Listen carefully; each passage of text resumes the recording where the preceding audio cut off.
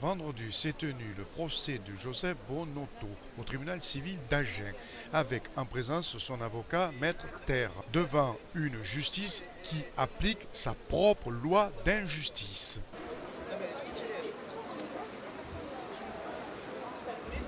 Bonjour, vous vous présentez, vous êtes Bernard Perret, je suis un des responsables du collectif de défense des terres fertiles de Sainte-Colombe-en-Briois.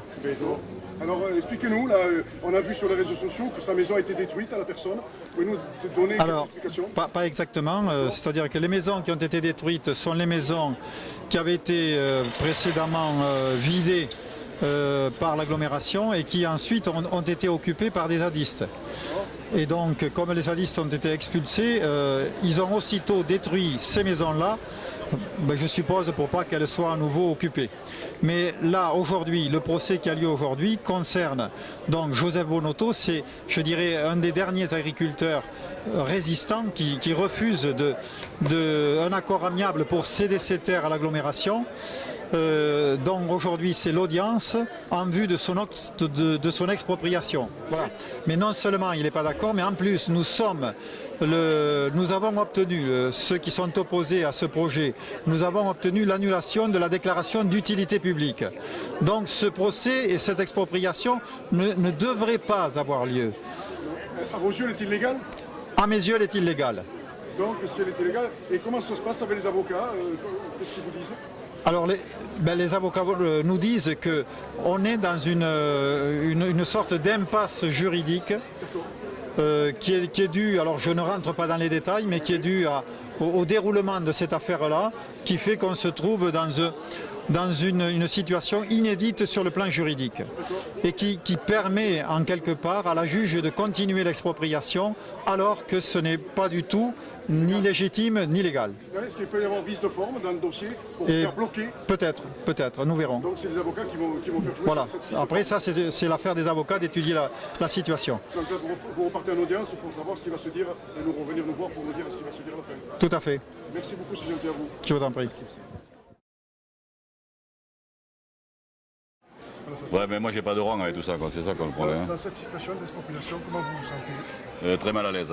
Très mal à l'aise? Très mal à l'aise et j'ai mal à la France. D'accord. Voilà. C'est mal à la France et mal à la démocratie. Je veux dire, cette situation, est-ce qu'on peut dire que c'est un abus de pouvoir ou une force qui s'est exercée sur vous? Non, mais il faut le dire. Est-ce qu'on peut le dire? Bien sûr, c'est un abus de pouvoir. C'est un abus de pouvoir parce que quand on m'a cité en expropriation, c'est le tribunal qui décide, vous voyez bien, la juge elle décide toute seule. On n'est pas dans l'administratif là, on est civil. C'est une personne décide toute seule de m'exproprier, de ne pas m'exproprier, d'accepter ceci, de ne pas accepter cela. Je veux dire, alors il semblerait que ce soit le droit, mais moi je dis que c'est un travers, c'est pas un droit. Voilà. Est-ce que votre avocat peut faire jouer vice de forme pour faire casser la procédure? Est-ce que ça serait possible? Ben, là, il l'a demandé en tout état de cause et la juge l'a refusé. Elle a refusé? Pratiquement. Ah d'accord. Donc, c'est pas écrit, mais à mon avis, elle a refusé le vice de forme. Et qui est pas tant. Hein. Puisqu'il y a dernièrement sur Sainte-Colombe, on a eu la même affaire, le même cas de figure et elle a refusé. Donc est-ce que vous pouvez monter au-dessus d'elle? Est-ce que l'avocat peut monter? Ah non, mais je vais monter nulle part, moi. Voilà. Non, on peut faire appel de la décision qui sera rendue le 9 août. Et puis il y a appel, et puis après il y a jusqu'à la Cour européenne, voilà. On ne va pas arrêter là. Hein. Donc votre combat continue?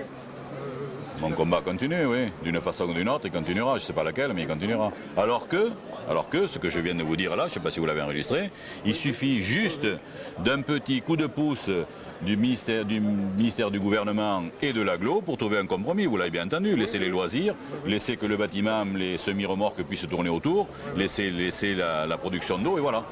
Mais on voit bien qu'il y a un entêtement de l'agglo, voilà. Un abus de pouvoir, il y est, caractérisé. Que l'avocat a produit une lettre du ministre, le ministre s'engage personnellement, elle a dit vous pouvez rendre la lettre publique, le ministre dont dépend cette affaire, elle a bel et bien dit qu'il y a un problème, puisque le DUP est annulé, et qu'il faudrait attendre ce truc-là, et que normalement on n'aurait même pas dû être jugé.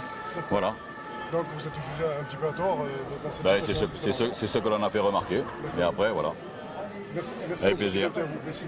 Il est confronté, le juge est saisi, il est obligé de se défendre pied à pied Son premier objectif, c'est qu'il n'y ait pas de ce projet, puisqu'il a contesté la déclaration d'utilité publique, et que pour l'instant, il a gagné, il n'y a pas d'utilité publique à ce projet.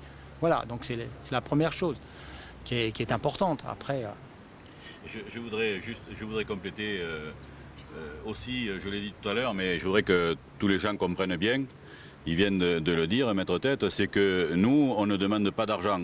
Si dégage, je ne demande pas d'avoir 2 euros, 3 euros, 40 euros, rien du tout, 0 centime. Vous me laissez notre terre. Donc quand on voit dans les tweets les commentaires qui sont faits par certaines personnes dégueulasses, de dire que je me sers des zadistes ou que je me sers de ça pour avoir plus d'argent, je voudrais rester assez calme dans mes propos, mais que ce soit bien clair, que les gens le comprennent bien, une fois pour toutes, et je ne voudrais plus voir de commentaires, ou si les gars font des commentaires, qu'ils leur fassent avec leur propre identité, leur propre nom, qu'ils aient le courage de s'afficher dans les commentaires, dans les commentaires dégueulasses et pourris qu'ils mettent.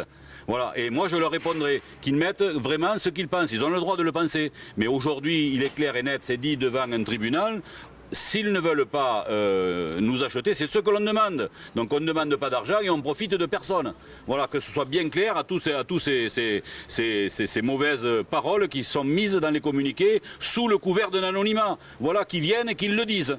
Voilà, que ce soit bien clair et que ce soit dit dans toutes les télévisions et toutes les radios. On ne va pas se répéter là-dessus.